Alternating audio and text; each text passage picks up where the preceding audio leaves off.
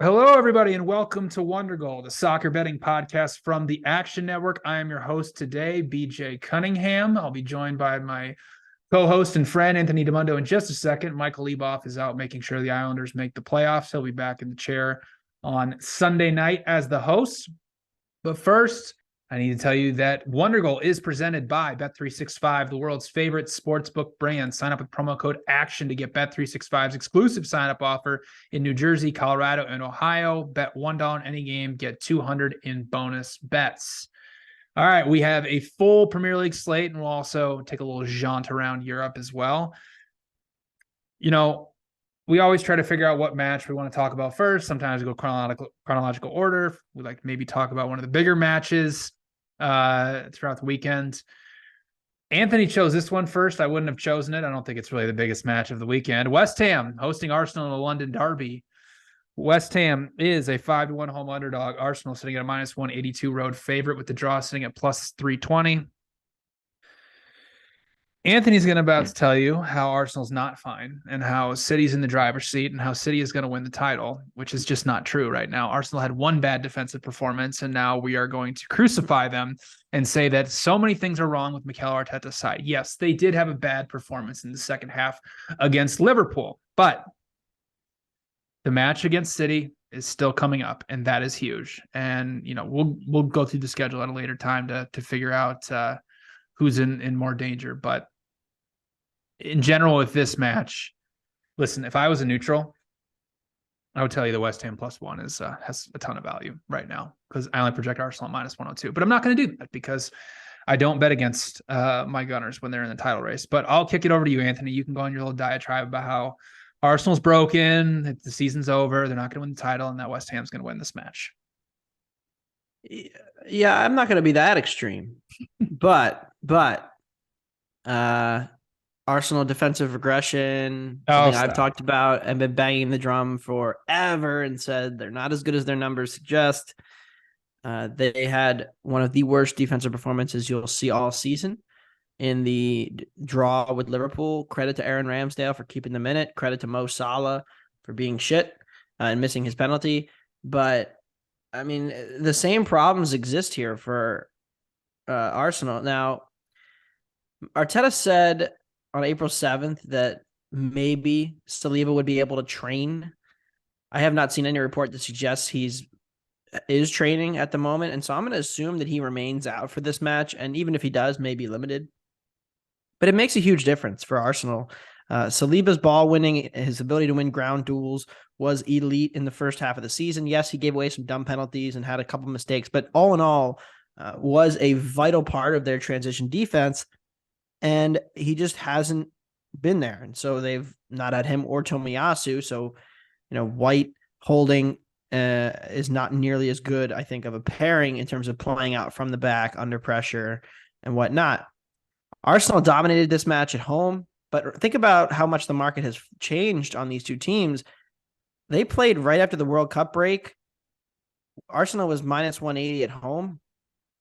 I thought that was relatively close to a fair line. I think I ended up betting the under and lost, but I don't really think all that much has changed in my perception of either team. I mean, West Ham has had their fair share of struggles, but they continue to be relatively good defensively. Danny Ings, betting in a little bit has helped solve a little bit of the attacking issue. Like, they're still not ever going to be a good attacking team with this group of forwards, but they've at least been competent in the last few matches, scoring, 1 or 2 goals, 16 shots last week. So, like, it hasn't all been terrible. I think that the market is just way too drunk on Arsenal here, because it was -150 earlier in the week, and I was like, I don't really want to take the 3/4. I projected around -140 for Arsenal. So I was like, okay, I can probably pass here. But now that it's gotten steamed all the way up to -180 and I can get the full goal at home on West Ham, I just don't think Arsenal's a goal better on the road than an average mid-table Premier League team. And so I'm going to bet the Hammers. I think we may be, and this is just based on where I've looked across other markets and other leagues this weekend, based on how I project lines and based on where I'm seeing some of these numbers, we may finally be getting, for the first time of the season, the must-win tax. Yep. because that is seemingly evident to me, given, we're going to talk Bundesliga later, but given where I see Bayern and Dortmund lined, and given, City's inflated almost all the time, but I think we may finally be seeing that. And West Ham's stout defense should be enough here to make this a very competitive match. And so I'll take the goal. I do have to mention to people, though, that Arsenal does have the rest advantage. West Ham's traveling to Belgium for a Conference League tie with Ghent on Thursday. So if you're looking for any positives out there for Arsenal, that's that. But let's move on to two of the hottest teams in the Premier League right now, who's going to open up on Sunday at 7:30 a.m. Eastern time. Aston Villa hosting Newcastle. Aston Villa's plus 260. Newcastle's a plus 105 road favorite, with the draw sitting at plus 240. This is, I think, a fascinating match from a lot of different angles because of how hot Aston Villa has run recently, how Newcastle's still and now seemingly in the driver's seat for the third place spot. But I think the price on Newcastle still has gotten a little bit short. I don't know if we're at a point now where it's hammer time against Aston Villa. How do you see this one going, Anthony? Well, this is crucial for my potential best non-Big Six team bet. If we win this, we're within striking distance of Newcastle and have a real chance to chase them down in the second, the last 6 matches of the season. These are two teams that I am actually both, lower on than the current market rating. I think Newcastle, as a road favorite, still has similar issues and struggling to break teams down. We've seen Villa's defense take steps forward in the last few weeks under Unai Emery, which we probably should have seen coming given his track record after they were just diabolical defensively in the early parts of his tenure. Newcastle's the clearly better team. The thing about it for me is, and this is kind of how the market has progressed, right? So Newcastle has happened to play West Ham, Brentford, and Villa all on the road in the last 2 weeks, pretty much. I think Villa's still, right around the second. They're worse than Brentford, and they're all relatively comparable teams. And so once Newcastle got to minus 110 against Brentford, I took the Bees plus a half. I would need something like that to bet Villa here, and I don't think I'm going to get it. And I still have Villa rated. So I'm going to probably end up passing here. I could see a case for the under, but it is juiced up to minus 125, 130 on 2.5. And my number comes in right around 2.4. So I'm not really inclined to bet this. I actually do like the over here, Anthony, and I'm going to tell you why. And I think it's something that we've seen with Aston Villa from time to time.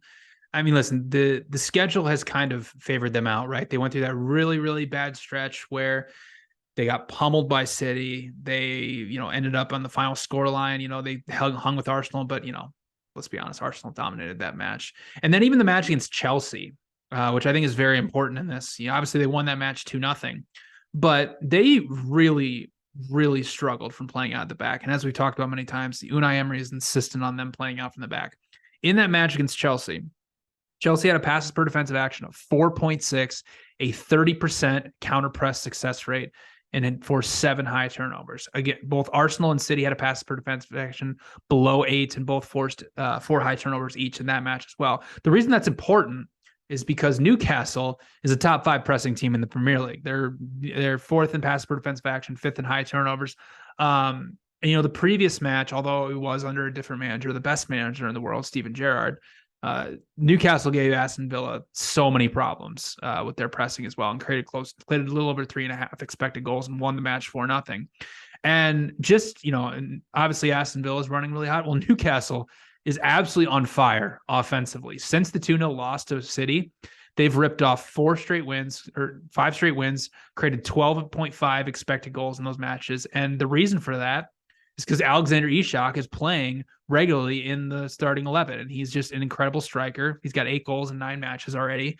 And I mean, listen, the Aston Villa defense, they've run incredibly hot, but run incredibly hot. And in Unai Emery's, 7 matches when they've had to face the top half of the table, they've allowed 13.1 expected goals. They've had good defensive performances against both Nottingham Forest and against Leicester. but this is a completely different animal. So I actually project 2.7 goals. So I like over 2.5 if you can get it at plus money or better. All right, let's move on to a match involving one of the relegation teams, Everton, hosting Fulham at Goodison Park. Everton is a plus 105 home favorite. Newcastle sitting at plus 280 with the draw sitting at plus 240. I mean, listen, I really like Everton in the spot. I think it's a good spot for Everton, but the price just is not there for me. There's just no way I can lay plus 105 on the road with Everton, but I think there's another way to play them. But I'll kick it over to you first. How do you see this match playing out? Yeah, it'd be Everton or nothing for me as well. I like the angle. You have the team total. I like that angle more so probably than the money line as well.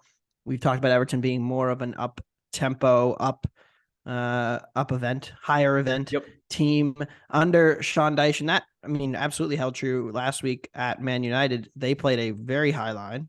Yep, it was a very bold attempt. The press was a little off, and thus United created well over 2.5 expected goals. Should have won that match going away, but that wasn't to discredit Everton, who showed some real attacking life themselves, even though they didn't quite end up scoring in the match. They were very competitive offensively and created, over one expected goal and had real opportunities to get back into that match. 15 total shots. Like, it was a very different match than the one I'm expecting here, because I do think Fulham, it will be a much more conservative Fulham than we're used to seeing. And Everton in that role, we haven't seen it a ton. Like, there just aren't a ton of home favorite spots for Everton where they're expected to have more of the ball and break down an opponent. And it is a different kind of challenge. I mean, if you look at the recent games, Nottingham Forest is probably the best example of a situation where they were on the ball more than their opponent and kind of in that driver's seat kind of role. And they, were fine going forward.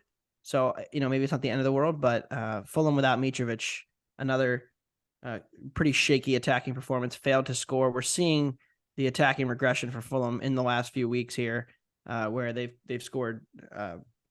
They've failed to produce at least one expected goal in 5 of their last 6 matches. So you're seeing that.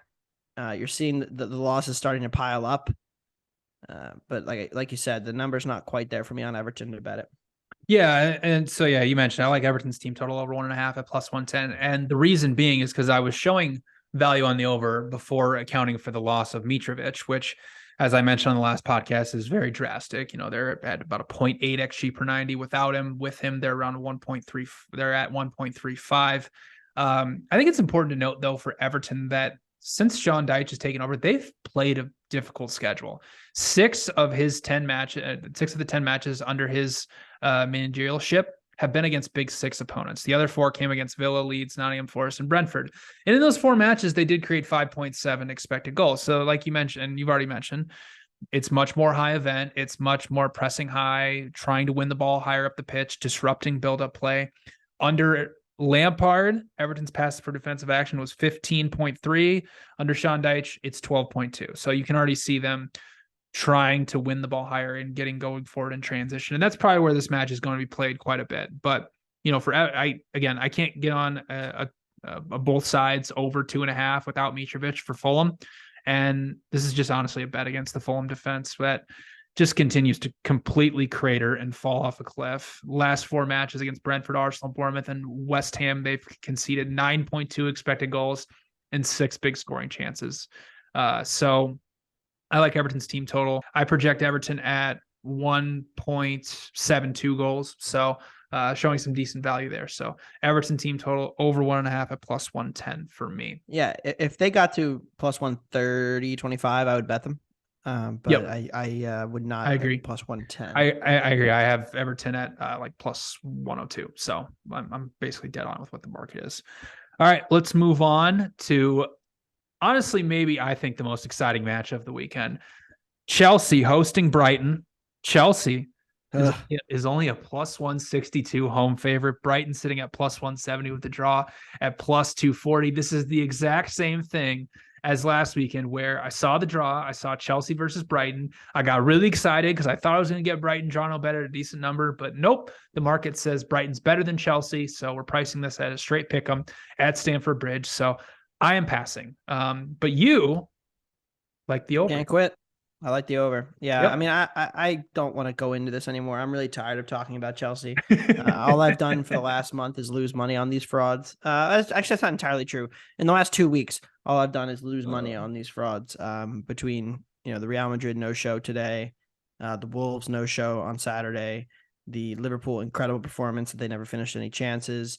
We were catching some overs prior to that. So look, this comes down to Brighton's style of play and how much they're able to impose their will on people, because we've seen Tottenham this year play a lot of dud clunker kind of dead games, even against decent opposition. Like the Chelsea match comes to mind as one, the West Ham match recently. We've seen Tottenham be a good defensive team that has kind of struggled to generate chances. I would say that's been the biggest issue for Spurs, has been the attack, not necessarily the defense. When you compare, relatively speaking, they're still a top 6 defense in XG allowed. They're closer to like 10th. So you would have thought, okay, well, Tottenham's home, they're able to dictate tempo, and that was not the case. Brighton just turned it up to a 12 and really caused a ton of problems for Spurs, and were the much better side, and really should have won the match if you go through the chances again, created over 1.5 expected goals in the match. So I was incredibly encouraged by the performance at Spurs. And I think it's going to be a similar type of game. You saw what Chelsea can be in transition. I know they didn't finish any of the chances, but even the first 20, 30 minutes of the game against Real Madrid, Chelsea were able to spring players in behind repeatedly.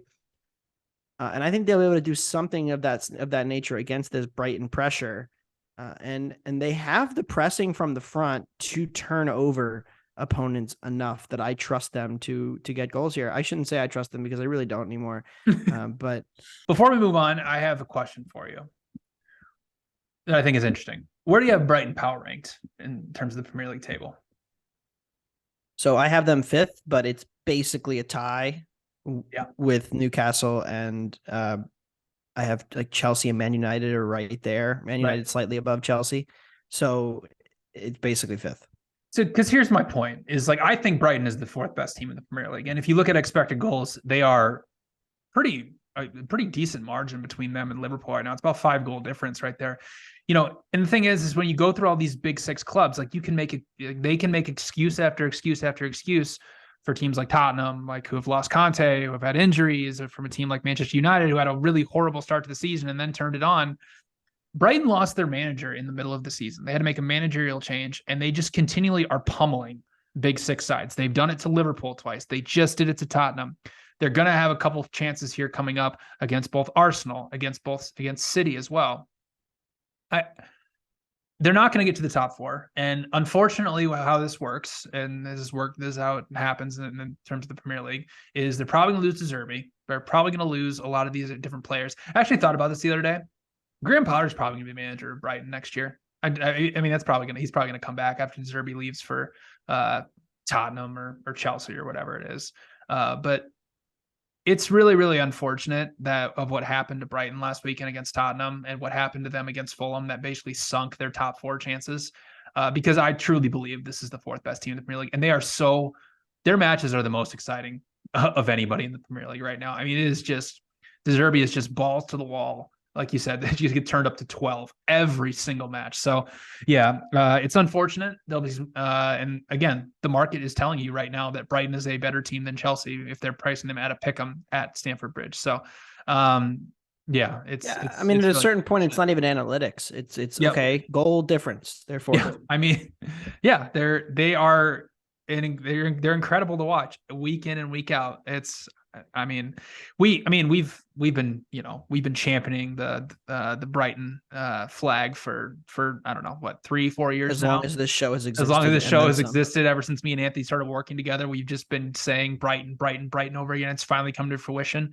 But yeah, it's really just incredible to watch. What a team of great ownership structure that really, really trusting. I saw that Brighton spends, I think, £3 million a year on just straight data, just so they can, find these diamonds in the roughs like Matoma or McAllister or Caicedo or the guys like that, which is, just so beautiful to see for 2 of us who love analytics. But I digress. Let's move on.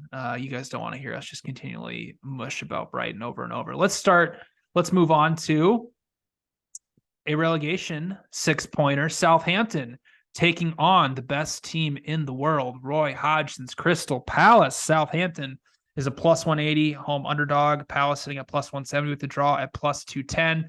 I think the market's gotten a little hot here on Palace after a couple of great performances, and they were great performances under Hodgson. And this is something that I was looking back on, and I was like, wait, how did I not see this coming? Is that, yes, Hodgson, when he was in charge of Crystal Palace, it was, 4-4-2, overperformance, like you dubbed it Hodgson ball, where they just, luck box all these different wins.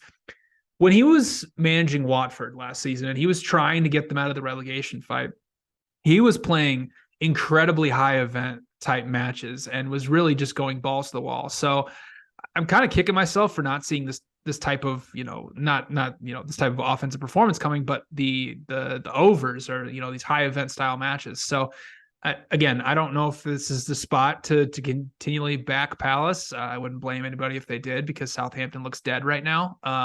But I'll be passing. Do you have anything for this match?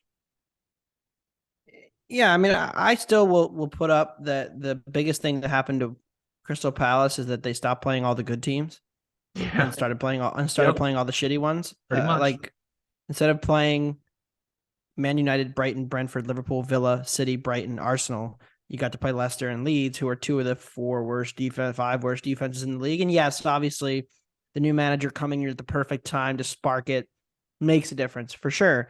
And Hodgson is a genius for coming in at the perfect time to face the easiest schedule in the history of the Prem. And that continues this weekend with their away trip to Southampton. I mean, exactly. It's a genius move. He's going to save them from relegation. I mean, they're actually not really live for the top 10, but they're not out of it now because of just how easy the schedule is. I mean, if they beat up on these relegation level teams, they're going to be, they're within 6 points of Fulham. I would not and then they put it go out of the realm. Yep. Then they go Everton. Yeah, and their remaining schedule is Southampton, Everton, Wolves, West Ham, Spurs, Bournemouth, Fulham, Forest. Oh, this is great. And those teams are all going to be desperate, but I see myself betting Palace a lot because what's going to happen, I mean, they're going to play, especially at the end of the season, if Bournemouth and Forest are in those relegation battles and they're going on the road to Palace, they're going to be juiced favorite overwhelmingly, and I'm probably going to bet the Foxes at home, or excuse me, the Eagles at home. But, in this matchup, you could sell me on another over, but I'll probably end up passing here. Yeah, I just realized, I had basically written off this ticket for dead, but my Palace over 46.5 points is not dead by any means right now. They just need to win 4 more matches and get 1 draw out of these remaining matches. Man. And my top ticket, in our top ticket, definitely behind, but you're not dead. They have to play. It's not dead. I thought it was dead, but 52-point pace for the rest of the season. But like I said, the schedule, man, it does not get any easier than that. And they've already played all the good teams. Even the Tottenham match, like their hardest match on the schedule. Spurs are not going to be more than minus 160 in that match. If they win this weekend, they'll be 11 points off from hitting that over with Everton, Wolves, West Ham, like you mentioned, Tottenham, Bournemouth, Fulham, Nottingham Forest, just needing 3 wins and a draw out of that is beautiful, or 2 draws. We also shouldn't forget this is still a limited attacking team, though. It's very this is like, it's the same players. Like, it's not like Edouard is now suddenly the best striker in the world, and Elise is like vintage Iniesta. Like, no, like these are still the same players. So, but yeah, no, let's move on to your team, Tottenham, hosting Bournemouth at White Hart Lane. Tottenham is a minus 223 home favorite. Bournemouth sitting at plus 650 with the draw at plus 350. I think if you've listened to this podcast for the last few weeks, I think you know where this conversation is going, but I'll let you digress about your Tottenham Hotspurs here against Bournemouth. Yeah, I actually have surprisingly little value in this match. I thought I was going to be betting Bournemouth, and I ended up coming out with them right around minus 180. I'm just still very low on this Bournemouth team. We had that run of betting their team total overs. That was fun. We made some good money on that. I thought the market was wrong. And you could still probably sell me on a team total over here against Tottenham. But all in all, unless this gets to a straight 1.5, I will not be getting involved here. I just think the market is pretty properly priced. Tottenham, for as much as they have their attacking struggles, like Bournemouth's defense is one of the more ideal matchups for them in terms of just lacking talent. And so, we've still seen Tottenham show the capability of putting up good attacking performances when they played the absolute worst of the worst defenses in this league. 2.3 against Southampton and against Forest, they were pretty good too going forward, over 2 XG there too. So I'm not gonna just auto fade Spurs, but there are a couple spots I have circled coming up in future weeks. Yeah, I'm actually going to sell you on a team total over Bournemouth over to score at -145. I think we need to have a conversation about their offense because they are cooking right now. Since January 21st, Bournemouth has created 16.1 expected goals in 11 matches. That's the 7th most in the Premier League during that time frame. This is the offense. If you remember at the beginning of the season, we were wondering when they were actually going to score. Like they went through a big time stretch where they created next to nothing for a 10-match stretch, and then they ran like gods right before the World Cup. Now I'm looking at this offense. I'm like, wow, this offense is, breaking down some of the best teams in the Premier League. They've played City, like they've played Liverpool, they've played some of the bigger teams in the Premier League, and they're still creating a big scoring chance. Or Arsenal scoring in 9 seconds against them. So why can't they do it against Tottenham? I understand the price is a little bit high at -145. I would not go anywhere above -150, but I mean, given Tottenham's style of play. And this is something I've been talking about with not necessarily Bournemouth, but teams who like to play these, very direct counterattack heavy styles when they go up against each other. It doesn't necessarily mean that it's going to be an under. What actually ends up happening is becomes very, very end-to-end style of match because, Bournemouth, I've said it before, I think they're the Brentford Junior of a team that can just create 1 or 2 really big scoring chances at the other end. And they're also, a top 5 set piece team as well. And Tottenham did just concede a set piece to Brighton last weekend. So I'll be on Bournemouth team total over a half, -145. Wouldn't go above -150. But I mean, this attack has underperformed too. Like those 16.1 expected goals in 11 matches, they've only scored 10 of them. So like this offense is still due for positive progression. So I'll be on them to score. All right, let's move on to Wolves. Hosting Brentford at the Molineux. Wolves is sitting at +155. Brentford sitting at 2-1 with the draw sitting at +210. I love Brentford here, but I'll let you get your thoughts in first. I mean, my numbers show a little bit of value on Brentford, but they do just about every week. And this is one spot where I'm just not that interested in backing them as a road pick 'em against a mediocre but not terrible Wolves side. So this is just the easiest pass on the board for me. See, I like Brentford because I think this sets up well for their style of play because, what we talk about with Wolves a lot is, they obviously take a ton of shots from outside the box. They're dead last in big scoring chances, but Wolves is actually one of the slowest build-up teams from the back.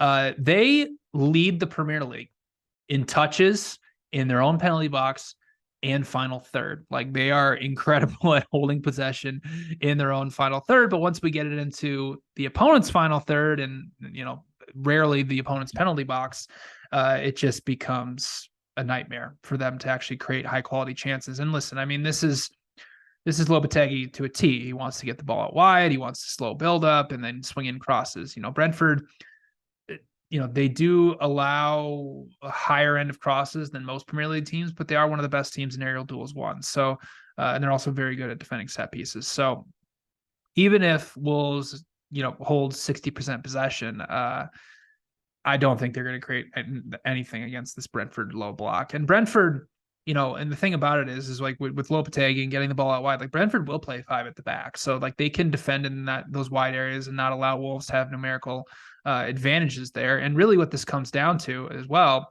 is that, Brentford, let's be honest, like they've been the beneficiary of quite a few penalties this season. But they still have a +0.2 non-penalty expected goal differential for the season. Wolves is sitting at -14.2. So Brentford has been that much better than Wolves on the season. And the splits between home and away haven't been that drastic for Brentford either. So I like the Bees draw no bet at plus 110. I do project them as a slight, ever so slight road favorite here. All righty, let's move on to the headliner on Saturday at 12:30 p.m. Eastern Time. Manchester City, the eventual Premier League champions, Manchester City, hosting Leicester at the Etihad, coming off that 3-0 win over Bayern Munich. Man City is sitting at minus 600. Leicester's a 12-1 road favorite, with the draw sitting at plus 750. I actually do have a very boring, one of my favorite bets for this match. But other than that, I think it's an absolute snooze fest or just a City romp. What do you think? Yeah, I mean, what I think of the Leicester attack is extremely tied to who they start up top and who they prioritize their forwards to be. And so, until we kind of have a better read on that, I don't really have a ton of interest here. What I will say is that City is absolutely inflated. And this is what I mentioned earlier about the title, must-win narrative. It's still a good time to add more to your City to win the title position, as I say every week. Because they are going to do it. And the gap between them and Arsenal in my power ratings has grown quite a bit, actually, in the last 2 weeks, just based on City thrashing Leipzig, thrashing Bayern, and then Arsenal looking a little shaky against Liverpool. So I don't have a ton of value here. I don't really want to bet Leicester, though. Like, there will be spots where I say team is inflated, but I'm not betting the dog. And this is one of those spots. I like both teams to score no at minus 130. One of my favorite bets I used to make with City for a long time until they got way too aggressive and teams started being able to score on them on counterattacks. But, I mean, since City conceded 1.1 expected goals to Bournemouth on February 25th, they have just gone back to vintage Pep, stranglehold possession, controlling matches. Since that match, their last 6 matches between the Champions League and the Premier League, they've only conceded 2 goals and 2.8 expected goals. And Leicester, I mean, they've just been very, very poor recently. Like, they are just completely falling off cliff. And like you said, if they're going to start Jamie Vardy up top continually, they're going to have a lot of trouble scoring rather than starting Daka or Iheanacho. Last 3 matches, they've scored twice, created 1.4 expected goals. They're going to be without Harvey Barnes for this match, he's important for this type of match because of their ability to progress the ball up the pitch and play through City's counter press.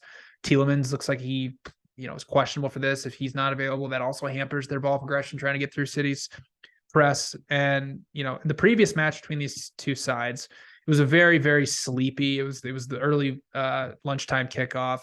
City won the match 1-0. Leicester did get off 10 shots, but they're very similar to Wolves, where they just take a ton of shots from outside the box, and none of them are really of quality. So, in that match, 7 of their 10 shots came from outside the box. They created 0.7 expected goals. City won at 1-0, and that's about how I kind of see this one playing out, or a City 2-0 win. So I have both teams score no, projected at minus 182. So I like the value of minus 130. All right, let's move on. I mean, it should be said. Like, I actually think you can make, and I bet a lot of City unders. And it's not just because I think the attack is overvalued, but I actually think you can make a strong case. The defense has been a little unlucky this year because they have conceded the second most goals per shot on target this year in the league, despite averaging an average of pretty below average shots, distances, and shot quality by XG per shot. So they're not conceding high quality chances, but they're conceding a lot of goals off of shots. Ederson hasn't been great. And so they've almost been a little unlucky in that sense as a defense. And so that does, give credence to your case as why they're not particularly good. Yep. I also, they have the FA Cup semifinals coming up after Bayern Munich as well. And then if you want to talk title, it's right here. They go to Brighton, they host Arsenal, and we will know after that whether Arsenal has won the title or not. I don't know about that. Okay, let's move on. If it does end in a draw, I still think City's live. We'll see. All right, let's move on to Sunday at 11:30 a.m. Eastern Time. Nottingham Forest, who is in deep trouble right now, hosting Manchester United at the City Ground. Nottingham Forest is a plus 450 home underdog. United sitting at minus 163 with the draw at plus 300. I thought I was going to slam spot best bet Forest here. And then I ran my projections and I didn't really have a ton of value on them. I still have value on them, at +1, like I know you're going to bet as well. But with Casemiro coming back from Manchester United and with how bad Forest had played, like it's just, the run of results have been bad for Forest, but I mean, the underlying results are even worse. So unfortunately, I'm going to pass on fading United. And wait for a better spot. But you do like Forest +1 here at home.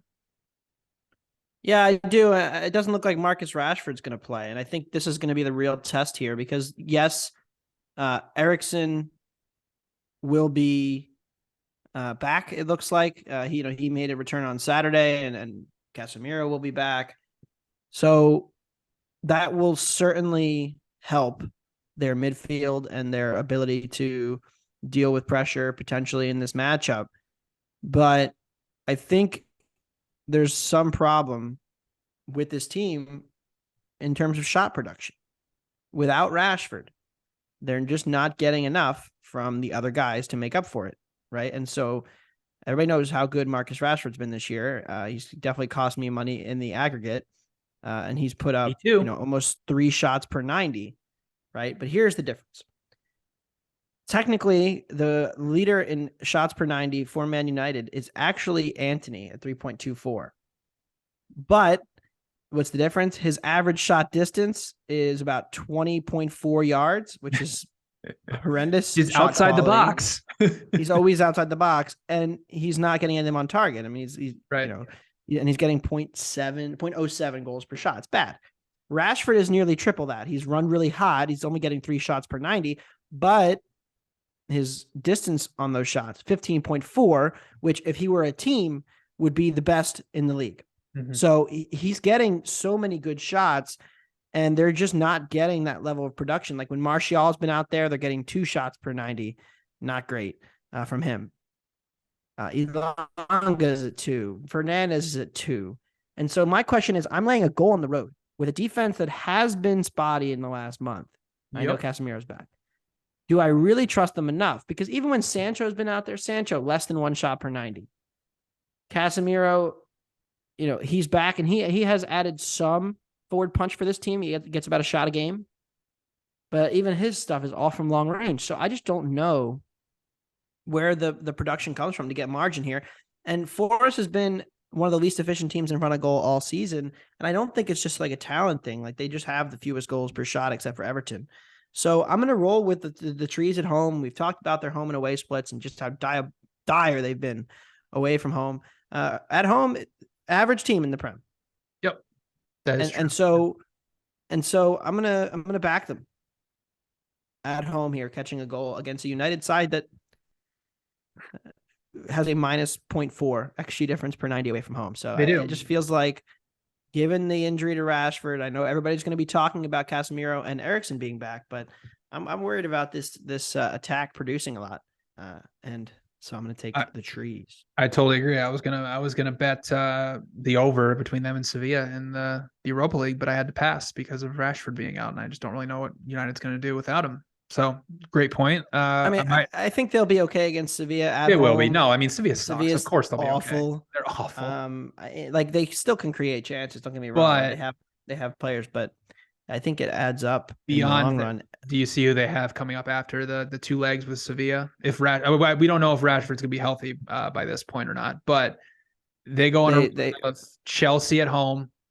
Brighton FA Cup. Well, they don't play Chelsea because that's the FA Cup. So they literally just play Brighton. Yeah, you're right. They have Brighton. They go Brighton. Yeah, then they go Brighton FA Cup semifinal, all-time slam spot for Brighton there. And then they go to Tottenham, host Villa, and then they go to Brighton again. So the top 4 race is very, very interesting. I think Brighton's dead now after what happened between them and Tottenham last Saturday. So the Liverpool, Tottenham and United battle for the top 4. I think honestly Newcastle's pretty safe. Maybe I'll be wrong, but we'll see. What do you think the line is, by the way, for Brighton and Man United? I have not looked at it. I think Brighton has to be favored, right? It is a pick'em. It is a pick'em. Okay, so I figured what they would do. Dead pick'em. Minus. I figured they'd do dead pick'em. they're not even teams without Rashford. I'll tell you that much. Brighton's I way agree. better. So I'll definitely be betting Brighton there. All right, let's close things out here in the Premier League. We have Monday night football, and it's a fun one. Leeds hosting Liverpool, coming off that dominant second half performance against Arsenal. Leeds is sitting at plus 330. Liverpool, a minus 138 road favorite with the draw, sitting at plus 320. I don't see how this match doesn't end with just a billion chances at either end. And I don't know if you feel the same way, but I love the over here, but I'll let you go first. Yeah, I mostly do too. I definitely agree. I mean, it's a little bit high at 3 flat. Like betting over 3s in the Prem with like a Leeds team just feels like I'm betting into an inflated market. But I like Leeds plus a half. I think Liverpool's road form has continually been overinflated in the market all season long. And playing against that narrative again, you just see the difference in the energy and the pressing and how they're able to continue to recycle the ball and generate consistent shots and pressure. They just don't do it at the same level when they're on the road. And it's been consistent all year. Even if you look at like the Champions League ties against Real Madrid, when the first leg, Liverpool was really all over them. In the second leg, they kind of no-showed the second half. And I mean, no better example than this week. They were absolutely awful for 2 straight matches on the road at City and Chelsea. Come home, beat the shit out of Arsenal for 90 minutes, for 70 minutes. And then now they're going back on the road again. So I am going to take the Peacocks at home in a frenetic back and forth kind of game. This was a classic in the first matchup, which went 2-1 to Leeds, and it was a relatively even matchup at Anfield. So they've caused some problems. Harrison being fit, I think, is huge for this Leeds attack. Yes, they still have defensive issues. I think Luis Diaz is back. Like Liverpool is finally getting healthy, but still don't trust them as a big road favorite here. So I'm going to take the Peacocks. Yeah, I tend to agree. I mean, I have Liverpool at like minus 121, so slight lean to Leeds there, but I like over 3 goals, minus 110. I project 3.7 goals here. Since Javi Garcia took over at Leeds, we've been abysmal defensively. 7 matches in charge.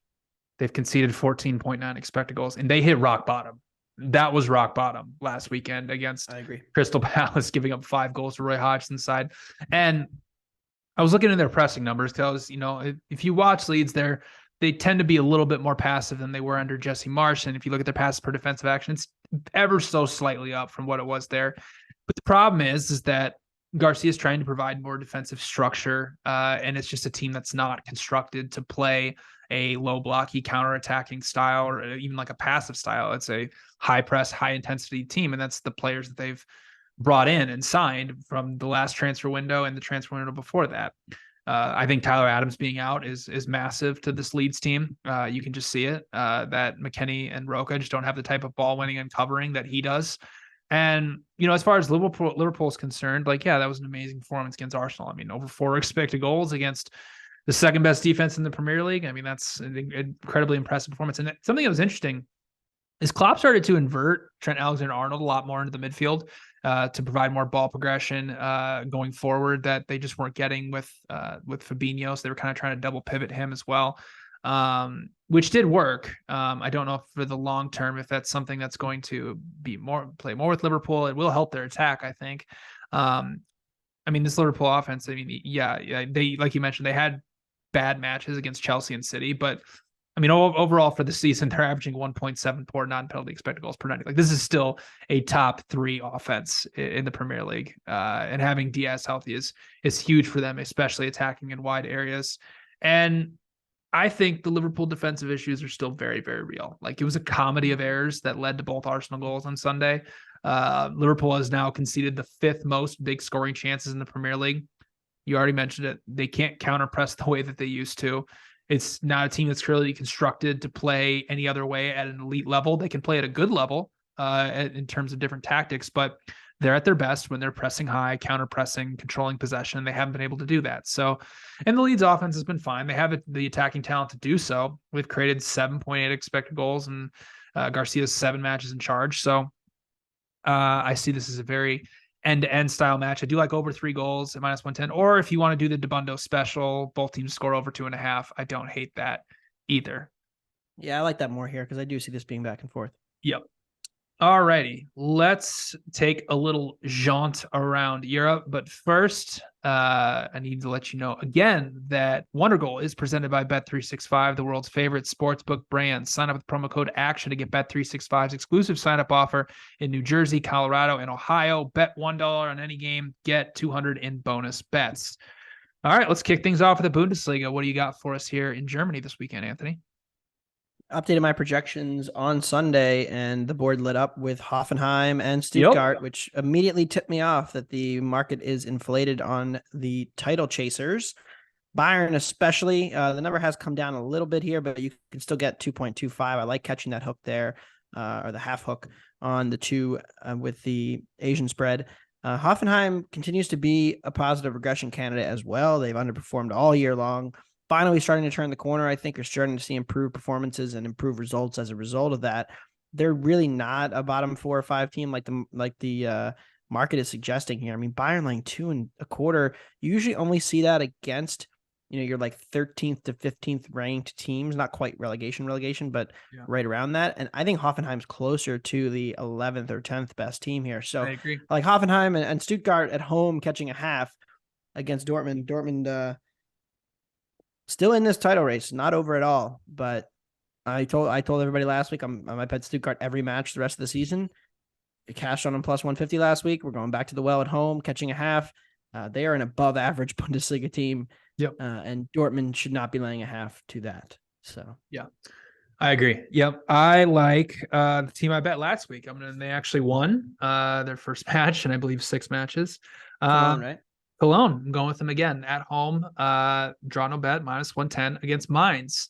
I just think the market has gotten a little too hot on this Mainz team. That if anybody listened to the podcast last year, we loved them. They were great.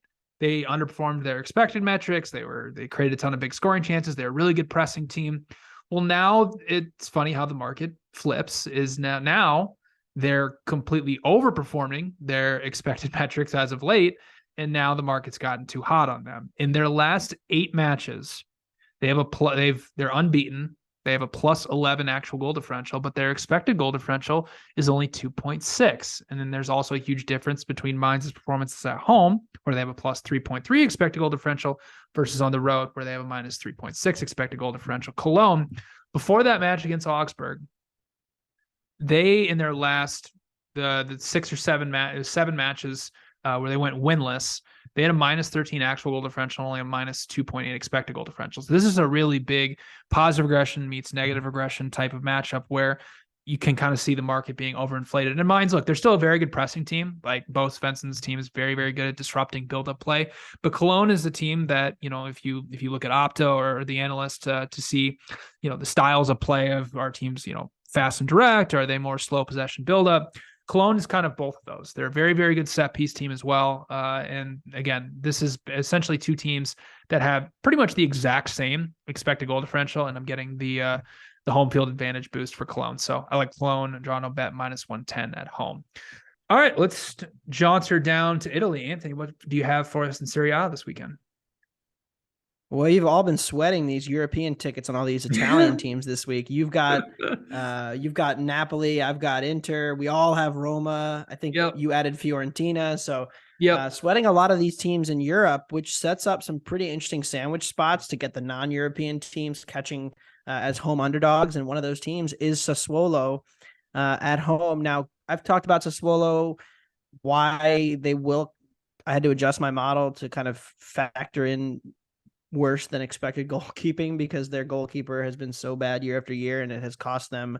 And one major reason in the last couple of years why they've underperformed their underlying numbers, especially defensively. But this is a Juventus team. They don't take very many shots. And so your goalie issues can be not as important when you're facing a Juventus team that just doesn't create shots, doesn't create separation or margin. Juve, I think, is going to be in a very difficult tie with Lisbon. And so long as, this ban continues, I still see a world where Europa League is the top priority for Allegri right now, knowing that they have no real chance at the top 4 otherwise, and the Champions League, which is for a club in financial peril at the moment, a very critical situation. So, Sassuolo at home, I don't think the gap is that big between the two teams, even when adjusting for the goalkeeper differences, because Szczesny's been elite this year. Could be a problem, but I like Sassuolo at home. Yeah, I like probably the most boring match across Europe this entire weekend. Lecce taking on Sampdoria. Both teams to score no at -130. These are the two worst offenses in Italy. Lecce is dead last. Sampdoria is second to last. But Lecce, like, they're actually a halfway decent defense. They're top 7 in non-penalty expected goals, shots per 90, and big scoring chances allowed. And they're also a very, very good team at disrupting build-up play. They're 4th in passes per defensive action, 6th in high turnovers. And Sampdoria is not this direct counter-attacking style team. So when you have two of the worst offenses in Serie A, and obviously the total here is set at 2, pretty straight both ways. I have both teams to score no projected well over -200. So I love the value on that at -130. All right, let's move over to Spain. What do you have for us in La Liga this weekend, Anthony? One of the most ugly boards you will ever see. Yeah, it is. It's very bad. It is a terrible board. But I would look to Bilbao and Sociedad, both teams to score yes. A classic situation in Spain that we've seen in the last couple months, especially where just the market gets too low on these attacks. And I have no choice but to bet an over that is usually DOA. But that would be my look there in Spain. Otherwise, I may just sit out the rest of the card because it is ugly. Yeah, I'm going to take a shot on Cadiz Real Madrid over 2.5. It is a sandwich spot for Real Madrid, and they're pretty much out of the La Liga title race here. So this match might not mean nothing to them, but Cadiz is one of the worst offenses in Spain. They're 18th in non-penalty expected goals, and they're fighting for their lives in terms of the relegation battle. So they have to play aggressive going forward, which is just not a good case going forward against Real Madrid. So I project 3.3 goals, and that's about what it was the last time Real Madrid won this match.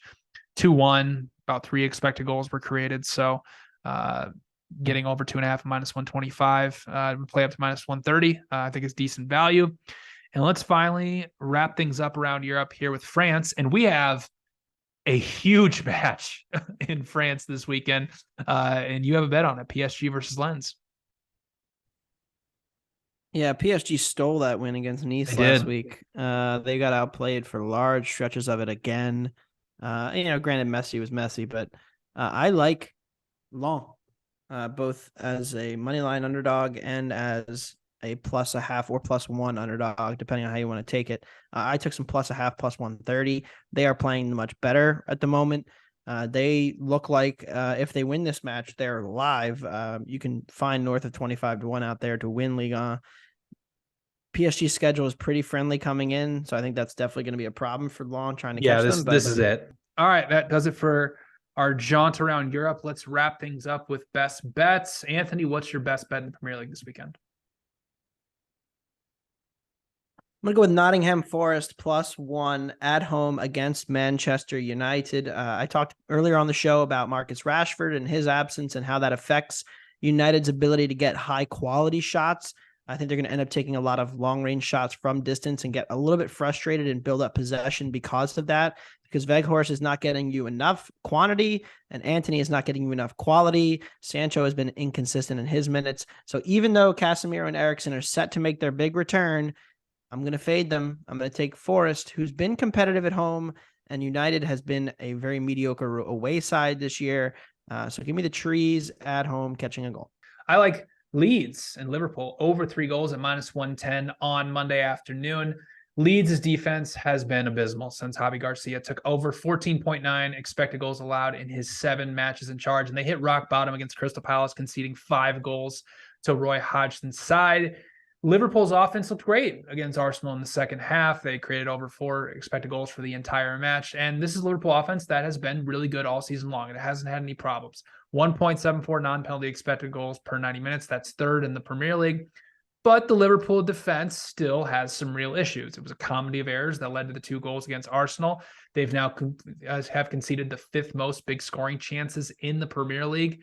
And they just can't counterpress the way that they did in years past. So now it's a team that's not set up to play an elite style tactically than that high pressing style that we've seen over the years, which is going to end up creating a very end-to-end style match here. I see a lot of chances either end. I project 3.7 goals for this match, so I like the over 3 goals at -110.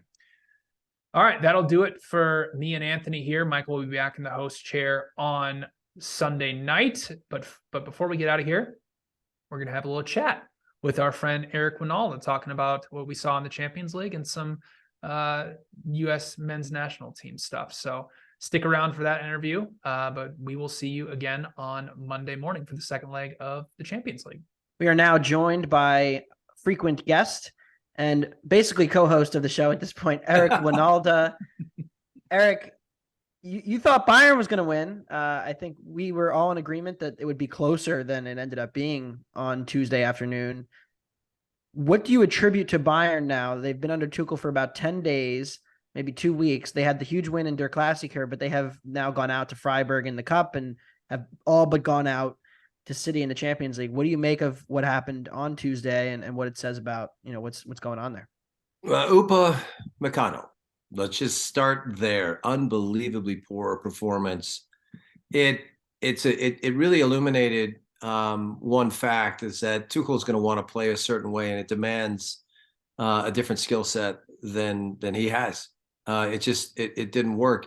If you watch the game, I went back and watched that second part, how many times he gave the ball away, the miscommunications, the second goal, it absolutely crushed Bayern, absolutely destroyed them. And Grealish is clever, and it's a great back heel, and Haaland, who would have thought he would have had the presence to chip it to the shortest guy in the field. But when your 5'7" guy runs onto a ball and has a free header, that means everybody's out of place. The way that Tuchel likes to play really is expansive in that part of the field. And if you start losing the ball, you could be in big trouble. It happened with Freiburg, and Upamecano also had the if you remember the penalty kick several weeks ago. Palacios put that away for Leverkusen. So it's an issue. I mean, there's a problem, and I think they'll ultimately try to solve it come June and July. But I was really disappointed, man. I thought this was it for Bayern. I thought that this was a real opportunity. And look, there was no Pep overthink it. Stones and Rodri in the midfield actually worked out great, didn't it? So Stones gets the assist on Haaland's goal. It's not beautiful football, but it's old school. Lob it in there and let the guy head it down and let the bear eat. That's all that happened. It wasn't, typical beautiful Man City football, but it was certainly effective. So, you got to hand it to Pep on this one. He really, it was an unbelievable performance defensively. I went back and did a lot of screenshotting of their just how connected they were and how compact they were in certain parts of the game. Really impossible to break down. And then, of course, now we're hearing the reports of Mane hits Sane. So if there isn't a fight once a week in Germany, things aren't normal. But this was not the time to do that. So a little unrest with the team. Tuchel gets his second loss. Not the best couple of weeks, huh? I mean, it wasn't what we expected. But hats off to Man City. But Bayern certainly has some work to do. Yeah, I mean, sorry, go ahead, Anthony. I was just saying, even in the first half, before that second goal, I mean, there was 2 or 3 situations where they were putting Sommer in hell, trying to get him out of the situations, and terrible back passes and playing him under pressure. Haaland almost closed him down for the first goal, and right. It was dangerous stuff all day, and it felt like eventually that was going to cost him. Yeah, well, from what I saw, it's something similar that has happened to both Leipzig and Arsenal recently with City, is that City kind of sat off a little bit to begin with. Like you mentioned, they were staying very, very compact, not really pressing high very much. And once, Bayern or, once they made a mistake, City just pounced on it, and they are the number 1 team in the world. You cannot make mistakes in build-up play against it. It happened with Arsenal twice. It happened with Leipzig in the first and second leg. So with all the tactical stuff, I thought it just came down to a couple bad mistakes, and that's ended up costing Bayern. So, and now I don't think there's any chance that they can come back, even though going back to Munich, I don't know. They'll German this thing. Trust me. They'll score 2 and make it interesting. Yeah, for sure. That's kind of, we can plan on that, but it might not be enough. But man, a big disappointment from my end. Just watching that game live, and then the rewatch was even worse. It was tough sledding there for Bayern. Yeah, Bayern as high as 18-1 now. If you want to get crazy and stay to come back, I need, don't see it. No, it's not even enough. I need at least 30 to have a chance there. Yeah, let's move on to Wednesday. What we just saw here, we're recording this on Wednesday night. Real Madrid 2-0 against Chelsea. A pretty poor performance from Chelsea, honestly. From full 90 minutes. What'd you take away from? Here's a good question. Real Madrid's probably through in this tie. Although, what we saw last season, they almost bundled it against Chelsea. But if Real Madrid goes through, what chances do you give them at taking out Man City again? Man, that's what a wonderful fixture that's going to be. Because there's just so much to it. I think when it comes to Madrid, they're just capable of the magical moments that win games. We keep writing Benzema off, and it's just he's not dead yet, folks. The guy is still good, and from what I understand, they're managing him very differently. He gets more days off than most, rightly so, but they just have too much experience to write off. But it will really come down to the day. Watching him today, and you could say what you like about Chelsea's performance. I don't like the selection. I mean, if you saw João Felix's breakaway, that was really the first. If the first thing you got to look at is like when they get stretched, understand the moments where you can get after them, and you're going to get them on the break. But I mean, if Mudryk is the guy chasing that down, he wins that race. João Felix has never been a goal scorer. He's never had double figures in Spain. I don't think it's fair to really expect that kind of output out of him. I think he'll be great once they figure out who their actual 9 is. It's not a Havertz, right? And it's not Christian Pulisic, and it certainly isn't João Felix. But and it might not even be Mudryk. I mean, the problem is they've got 6 guys that play the same position, and they're all wingers. Sterling didn't have a good day, but there is a blueprint in there to try and figure out exactly what Man City essentially did to Bayern. If they do that again, I give them the nod on this. As good as Real Madrid is, and Courtois is still. I mean, there's a couple of moments in there. Maybe there should have been a goal, but if it's a different goalkeeper, but Courtois is doing it again. He's doing what he did to Liverpool. It's pretty fantastic to watch at times. He's capable of the blunder, but look, I still think Madrid, as good as they are, this is City's year. This is City's year to lose it. I don't see them slipping up. And Grealish has finally figured out how to play in this deal. So it looks good. I think City ultimately makes their way to the final. And I guess we know one thing for certain is it'll probably, well, not certain, but pretty much it'll be an Italian team, that's for sure. And that's another part of the equation. It's really going to be a question if Napoli can come back from today, put up a fight and figure out how to get themselves into a final. But we might be looking at a Milan derby for the semi. So that'd be incredible. Crazy stuff. You would not hear complaints from me as somebody who has an Inter ticket that they've been sitting on. Or no chance. Or a AC Milan ticket from me. But there's a long way to go. I mean, this is what people forget. I mean, we're looking at current form, and you're a couple of we looking at De Bruyne going down the way he did. We still haven't got the full report of how bad that is. I think it's a medial collateral ligament, which if it is, that could certainly dampen things for them. But I mean, a couple of injuries, and this is a whole new ball game. So we can't. It's really difficult. This one more so than any other Champions League, I think, is so hard to figure out how this is all going to play out. You got to go game to game. Also, big Victor Osimhen not playing today, and we'll see what his status is in 6 days. Yeah, and no Anguissa or Min Kim Jae for Napoli. Yeah, a bunch of suspensions. That hurts them quite. 2 in a row, though, that for Napoli to lose to Milan. They lose the 4-0. Osimhen wasn't able to play in that one either, and now they fall in this one. I mean, the red card certainly affected the game, but pretty interesting time right now for Milan, because this is getting really interesting. I thought Inter on Tuesday was absolutely terrific on the defensive side of things. Really made things difficult for Benfica. So they're sitting in the driver's seat to get themselves in a good spot. They now they can do what they do best, and that's nothing. and just wait till the end of the game and possibly get another penalty kick and then put it away with Lukaku. So they don't really, Inter really doesn't have to do much to find their way into a semi. Let's move on to some Our man, what's that? Jesse Marsch. Yeah, I our feel like man, we talked Jesse about him Marsch, more the than guy who will anybody not else. stay out of the headlines, despite saying he wants to take some time away from the game. He was almost the Leicester manager, and then talks broke down once again, just like they do with Southampton. Do we have another similar situation where his agent wanted a long-term deal and Leicester was like, no, we just want to do it through the end of the season?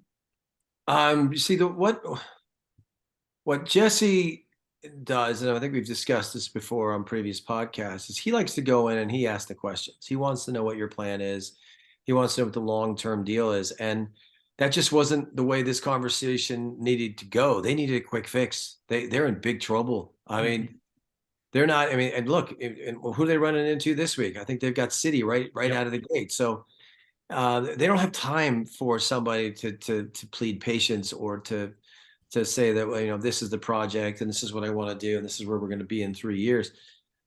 They don't know where they're going to be in 3 weeks. So it's Ron Waxman. That's his name. That's the agent. I know him really well. I always make fun of him. He always looks like he's boarding a plane to the Bahamas. Every time I see him, he's got some flowered shirt, but the guy's killing it. And the reason why he's killing it is because when he does a deal, he makes sure that it's long term. And he makes it really hard to fire his clients. That's his tactic. On this particular occasion, it didn't work. What was really interesting to me is I just don't understand this part. I'm not trying to be cruel. Jesse's a friend, but Jesse really hasn't earned the right to go into these conversations with with his chin up and basically making the rules. I mean, I'm not saying he should be desperate, but I do think it's time for him to take a step back, maybe do a Vincent Company, get some success. Really, if you really have a project and you really want to have a style of play and these are my principles and you want to go that route, prove it somewhere that we can actually say this is the sample size that isn't this big, it's this big, and this guy might be the right guy. I think that's hard for his ego to swallow, but he's gonna need to take a step back and get 2 or 3 years of work in before he starts going into those conversations thinking that he's making the rules. So, we talk about the relegation battle right now. Leeds is 2 points clear of safety, 8 matches to go. They're 2 points ahead of Forest and Everton, and then Leicester's at 25, Southampton 23. Leeds is not favored to go down, but it's now in the realm of possibility where it could certainly happen. What's the outlook potentially for all these American players if Leeds were to get relegated, which for the record, I still don't think is going to happen, but we'll see.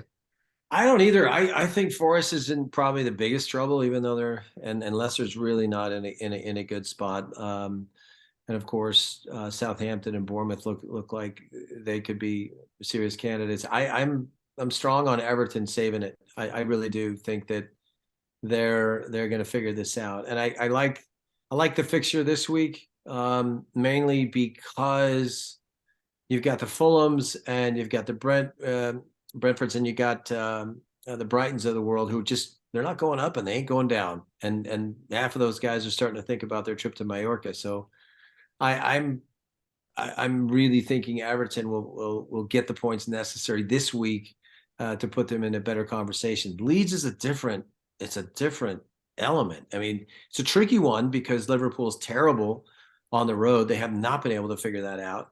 But they look pretty damn good to me against Arsenal. That was Anfield was alive and well. If they can continue with that, this is going to be a bad day for Leeds. As far as the Americans go, this is the world we live in, guys. It's not the end of the world if they go down. They'll just find another club. The perception of reality might be that, yeah, look, we got all these Americans and we went down with them.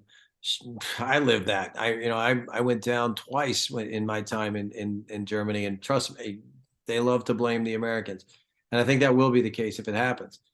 But McKinney was actually pretty good in the 5-1 loss. I mean, it wasn't a bad performance. That defense stinks. I mean, across the line, they're just not good enough to play that style of football. And I think Jesse Marsh learned it the hard way, and Grassi is finding the same damn problem. It's you've got to just be more direct, and you can't. And those midfielders, and a lot of them are American, meaning McKinney, Adams when he comes back, and Aronson. Just your head's on a swivel. It's not going to be on the ground. Just they got to get it forward. The biggest problem is Bamford sucks, and he is not an EPL forward in my eyes. I think they're going to really struggle until they figure that part out. They're going to need Harrison to step up, and they're going to need Aronson to step up. But man, it's a tough go. Leeds could very well go down, but it's going to take some cooperation from the teams I just mentioned. Well, Leeds has obviously Liverpool on Monday, but after that, here's their chance to stay up. They go to Fulham, they host Leicester, and then they go to Bournemouth. And then after that, the whole season. That's it, guys. That's it. Because then after that, you got City, Newcastle, West Ham, and Tottenham. So those 3 matches are going to be key for Leeds to stay up. I mean, the thing about Leeds, and this is something I just talked about on the podcast, is that they have a team where they spent all this money in both the offseason and at the January transfer window designed to play Jesse Marsh's high pressing direct style. Okay.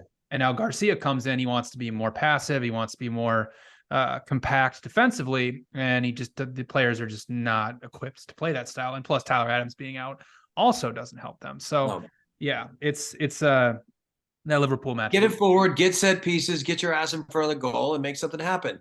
Everton. That's how you stay in this thing. I mean, that's really has to be the game.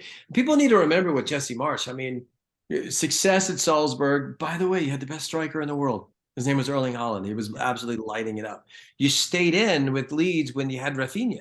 That's a little bit easier when Rafinha and Rodrigo were actually healthy. And there was this other guy, Calvin Phillips, he didn't stink either. So it's a different deal now for Leeds. They have to understand who they are. They got a goal from Bamford on a corner. Don't expect that guy to play. Just set some picks and get him in spots where he can get his head on the ball and make sure that you follow it up. If that goalkeeper spills it, you're going to get some ugly goals. It's not pretty. It's not tactical. It's all about your heart, and it's all about your aggression and whether you stay in the fight. That's it. That's all they need to do. They have enough talent, if you will, to stay in a fight and win some of those battles, but not all the time. And if they try to do it all the time, 2 things happen. They get really predictable and they show that they're not talented enough to play that way. And if those 2 things keep happening, they're going to lose games. 5-1 at Ellen Road. I mean, that was all Roy, though. You know that. Come on. Oh, God bless him. It's so great to see him do well. I mean, it's no one would have thought. I mean, it's 5 goals, though. I mean, that was a team that was really struggling to score. They just finally, broke out of their funk. So it's getting good on both sides of the table. I don't know how you guys feel about West Ham Arsenal, but I don't think that's just a walk in the park for Arsenal at all. I think that's going to be a game. I agree. Not going to totally agree, but I kind of agree. If I were neutral, if you come out 1-1, if I was a neutral, I would say I agree, but I'm not a neutral. So I think it's a scoring tie, and I don't think it gets to 3 goals. I just don't. I think this. I know it sounds crazy, but I've gotten it wrong more than right in the last 2 weeks. But this is one that I'm willing to go out on a limb on. I think Arsenal is. If you really watch the way Liverpool took it to them, if you really watch that last 15, 20 minutes. The whole second half, I thought. But that you watched some guys that were gassed. You had some guys that lost a little bit of their confidence at times. I think, to be honest, I blame Xhaka for the whole damn deal. He starts the fight with Alexander-Arnold, and then all of a sudden the crowd was in it, and it was a whole new ball game. He can't do that. This guy's just got to keep his mouth shut and play the game. Poke the bear. Yeah, he did. I mean, they poked the bear big time, and they got bit. So I don't know. West Ham is in a fight. And historically speaking, Arsenal has struggled in that fixture. So it's another one to keep your eye on. Is that your favorite pick for the weekend, or do you have something? You go West Ham. West Ham. They are +1. They're like 4. I think they're 5-1. to win. Well, I'm not saying they're going to win. I'm saying it's going to be a tie. You know what I mean? Take them So on the spread, Mhm. +1, about, minus 110, minus 115. Yeah, but Leeds and Liverpool, I want to stay away from it, and I certainly want to stay away from West Ham and Arsenal in the sense that I don't want to predict a winner. The only one I'll go strong on is and people might disagree with me, but I think Everton's a winner. I think that's my game. I think Everton wins this game hands down, and they do not get scored on. Well, Michael is watching the Islanders tonight, try to clinch a playoff spot, but he would nod in approval of that prediction for sure. Of course not. That's fine. He's the ultimate pessimist. Mm-hmm. All right, well, that will do it for Eric's portion of the show this week. Thank you guys for tuning in. We will be back on Sunday night to preview the second legs of the Champions League. It'll be in your podcast inboxes on Monday morning. Not sure how much drama we're going to have next week, but hopefully Napoli and make it a game maybe. But otherwise, thank you, Eric, and thank you all for listening.